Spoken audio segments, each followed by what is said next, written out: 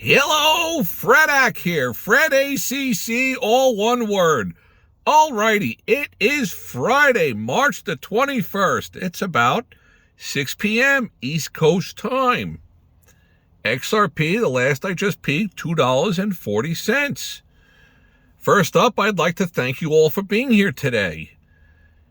And why do I post the date, the time, and the price? Because I don't want to be accused of redboarding anything, because down the road, when XRP runs, which I think it will, I don't want to be accused of past posting, putting things out there after they've occurred. Once again, thank you all for being here today. And this is not financial advice, just the ideas that are swirling around in Fredak's head.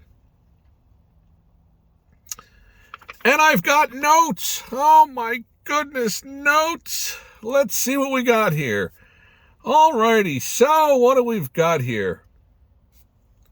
Where are the suckers? Well, we're going to get into all that. Usually the big money wants you and I to be the suckers. There's something to all that. First, we got written down here, decoupling. I've been professing for quite a while that I believe XRP is breaking away from the others. Sure, high tide lifts all the boats, low tide lifts them, brings them down a bit.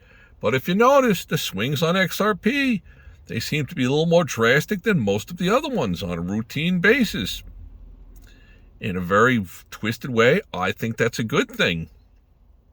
I also noticed the lack of volume. There's not a lot of volume going on. For the amount, the billions of these that are out there, for not a lot to be going on, that kind of tells me something. There's a lot of upside potential to this XRP. That's what I think. And of course, I could be wrong. I've been known to be wrong. Yeah, it was once. No. Plenty of times we're wrong. Don't think we're going to be wrong on this one. But once again, like I've professed on here, I try to share with all of you who have subscribed some of the things you're not going to hear from all the other talking heads. Naturally, if you're looking to hear, you want to be told what you want to hear, YouTube is fantastic at it. You can definitely go and search around and find somebody to tell you about, I don't know, there's life on Neptune or the world is flat or whatever it might be. Absolutely, you can definitely find people to tell you what you want to hear. Fredak doesn't do that. I try to give it to you straight. What I see happening, both good and bad. When it comes to XRP, there's a good and there's a bad to it. And I'm going to try to get into all that. Let me get to my notes here. So one of the things I have here is Harvard graduate. That is Mr. Brad Garlinghouse. He is a Harvard graduate. That tells me he's probably no dimwit, no fool. He knows what he's doing. Also, I would think, hello, you're running out of time. That's what this one is titled.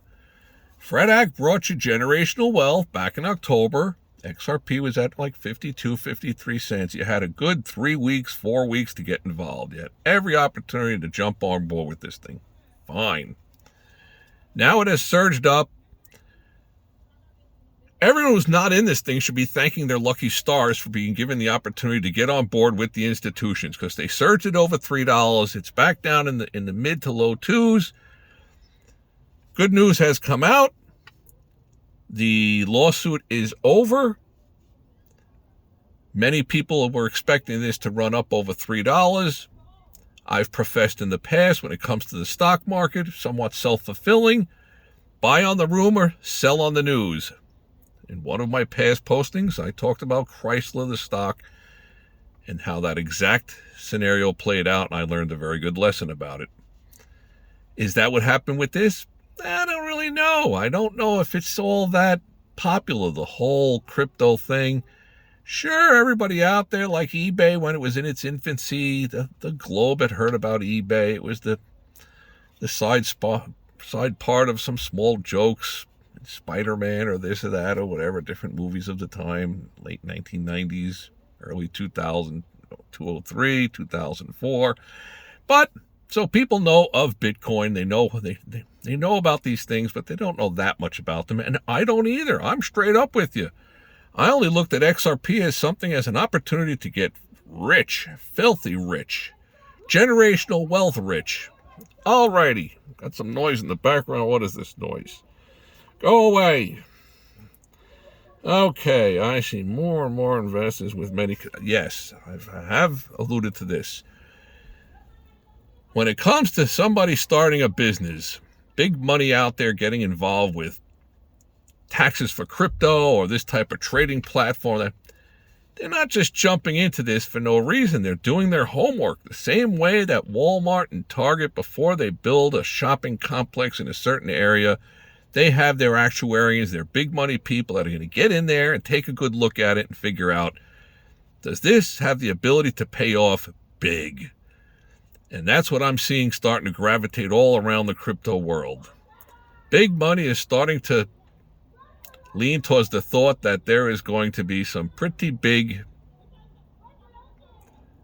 action going on. Alrighty, let's get back to the notes here. Coin track. Alrighty, once the big bank institutions make announcements, once the first big bank, I think it's going to be game over. This thing's going to be off and running. Now, let's be fair and square. At $2.40, can the average person out there get involved with a little chunk of this? You can get 600-800 of them, 2,000 of them, 4,000, 8,000. Absolutely. Do you put your life savings into it? Absolutely not. You don't do that. That's according to Fred Ack. But at a price of $2.40, a person has no reason to not own 600, 1,600 of them, 6,000 of them, whatever it might be. Whatever fits into your affordability. But at $5, $6, $7, you're not going in there and picking up chunks and chunks of this. Nope, that's not happening. And if you haven't noticed along the way, pretty much nobody is selling. The people that own this stuff, the individuals, they're along for the ride with the institutions. I get the opportunity to be with the big money and ride their coattails. Now, the big money does not want this. They don't want you coming along for the ride. They don't need to bring you along for the ride. They want all the money for themselves. Don't blame them. But the little people are not, they're not selling out.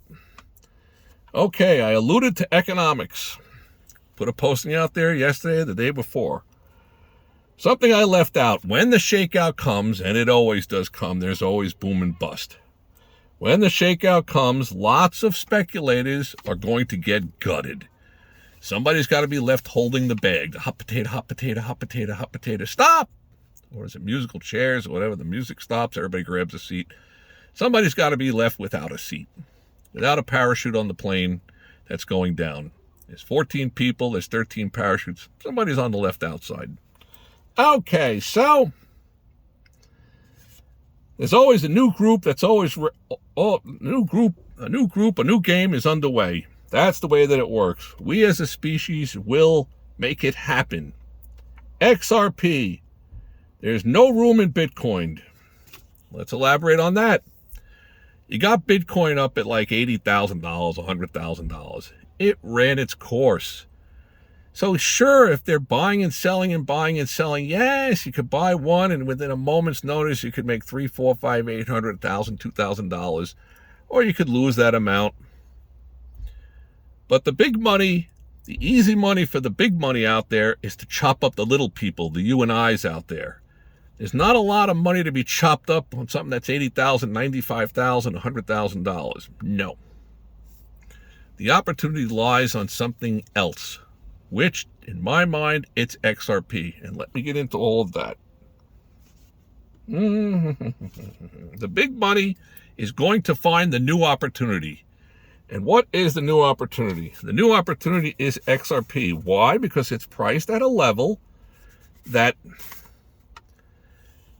if they can get the game fluctuating back and forth, chop, chop, chop, chop, chop, chop, they can grind up all the little people, the you and I's of the world, and make a lot of money. There's not a lot of room to make a lot of money chopping people up on Bitcoin or on Ethereum. So for that reason, let's think about it. Step outside the box a little bit and think. Of all the cryptos that are out there, what would be the most logical one to start hyping? Get the frothing at the mouth. You got to get in. You got to get out. They know. They know the ups and downs. Most people can endure a 2% swing, 5% swing, but they know human nature. 8, 10, 12% swing, and people start to get weak knees, and it's like, I got to sell, I got to get out. That's when they're going to gobble you up. They get you coming and going. That's the way it kind of works. It's all about the hype. As I was saying with Bitcoin at $80,000 each, $83,000 each, they're gutting each other. They're fighting against each other. Let's take a small piece of real estate. They're auctioning it off. It's a piece of land, not in the most choice area, not in the worst area either, but it's worth about $20,000, $30,000. When they have the auction on the auction steps, are there plenty of people out there that can be a part of the bidding war? Absolutely. But when you're talking about the Empire State Building, how many entities are bidding on that? Not many. It's a small group, select group of deep money that could even be putting bids in to purchase the Empire State Building. So the field of bidders is so much smaller on the higher prices. For that reason, think about it. XRP would be the perfect entity at a $2.40. Sure, once the numbers gravitate towards it, you're going to get a run up to $4, $5, $6. Yes, there'll be people that could buy it, but you could buy 1,000 when the ETFs come. You get 3-to-1 leverage on your money. Intraday, sure, if you got 30,000 in your account, you got $120,000 worth of buying power. You could buy 8,000, 10, 12,000, and that's probably going to come around to that. That's probably where we're heading for. But the big money, they're making money on all different sides of these things, both from the bid, from the offering, in the middle. That's known as the hype. XRP has all the selling points. Whether you believe it or not does not matter. It doesn't matter if you believe it or not. What matters is the hype. Can they hype it? And with that hype, I personally think functionality. Is there a reason for it? Does it have a use case scenario? If it starts to show it has a use case scenario, you're probably looking at $12, $14 and upwards very, very quickly. That is why I was posting this thing here as you better get involved. Don't wait. He who waits gets left out. He who is wait gets nothing. Okay, let's see what else have we got here. Let's go look at the notes here.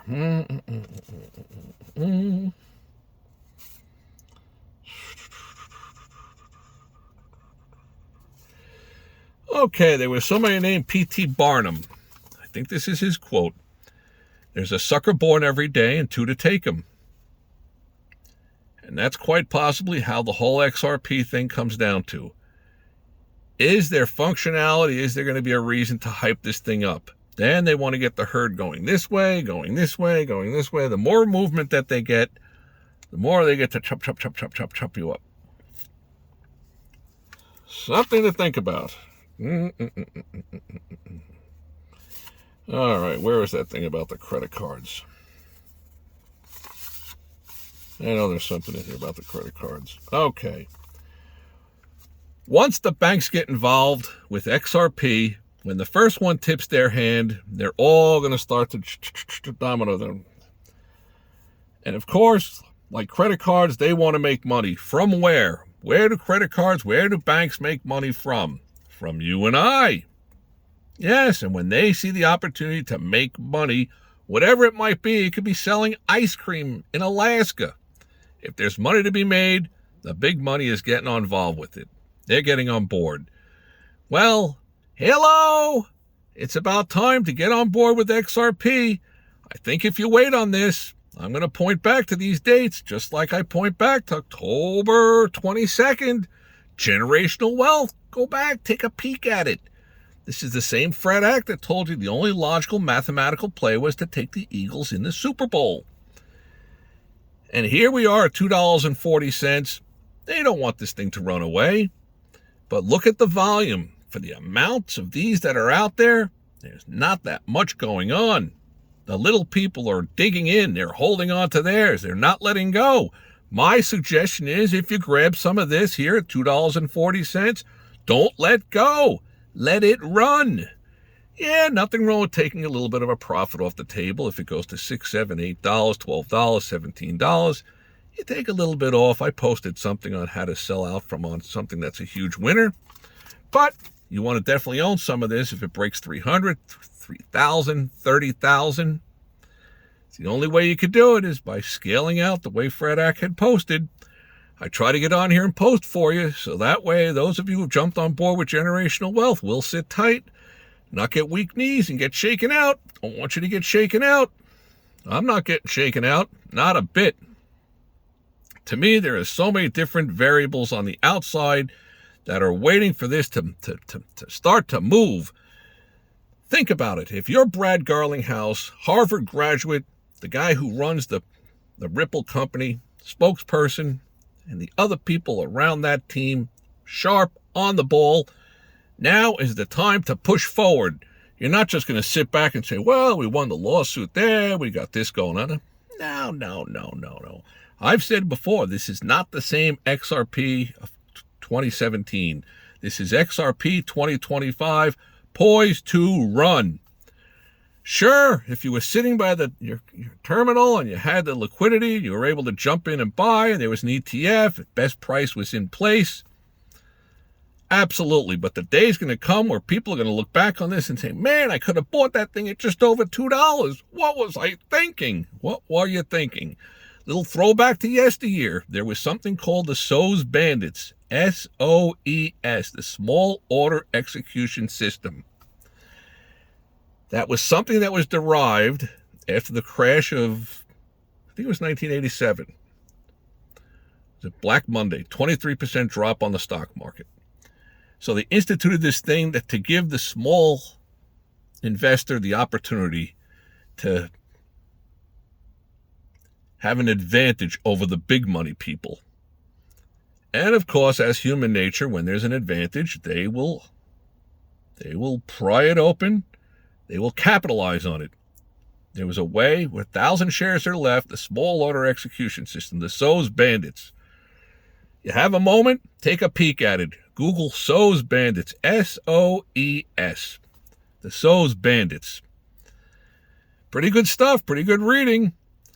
That's the kind of thing that we're going forward into. Fred Ack has to find the opportunity, the time to start analyzing how can you day trade these cryptocurrencies, mainly the XRP or whichever one jumps out of the frying pan. I personally think it's going to be XRP in a big, big way. $2.40, last chance for romance. Don't miss out. Get on board. Don't wait. Want to thank you all for being here today. Hopefully I brought you some things that you don't hear from all the other talking heads. All righty, may all your days be winning ones.